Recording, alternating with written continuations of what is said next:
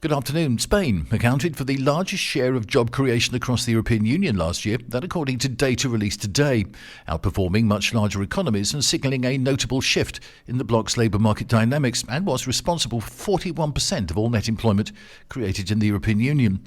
Across the EU27, around 1.3 million jobs were created in 2025.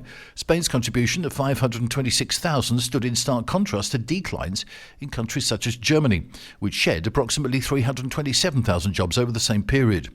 Last year's employment figures marked the strongest relative performance for Spain in the EU labour market in decades, with its share of new positions unmatched since at least 2010. Airport ground handling staff are preparing to strike during the Easter travel period, with unions confirming planned stoppages across several major airports. The action affects workers responsible for baggage handling, aircraft turnaround, boarding and other essential ground services. While flights are expected to operate, delays and operational disruptions are considered likely. The government is expected to enforce minimum service levels, but these will not eliminate delays entirely. The disruption is expected to be most pronounced at the busiest tourist and travel hubs, including Madrid's Barajas, Malaga's Costa del Sol and Alicante's Elche airports.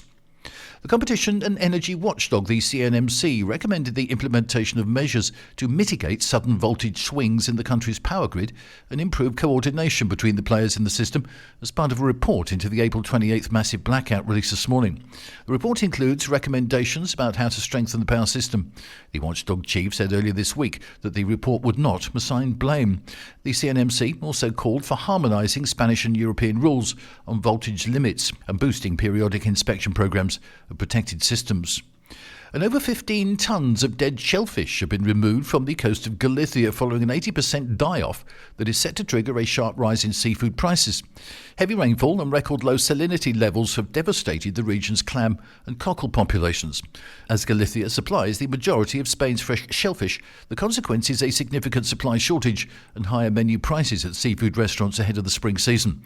According to regional authorities, the primary cause is the combination of repeated storms and persistent heavy rainfall. That's the latest from TRE. I'm Bob James.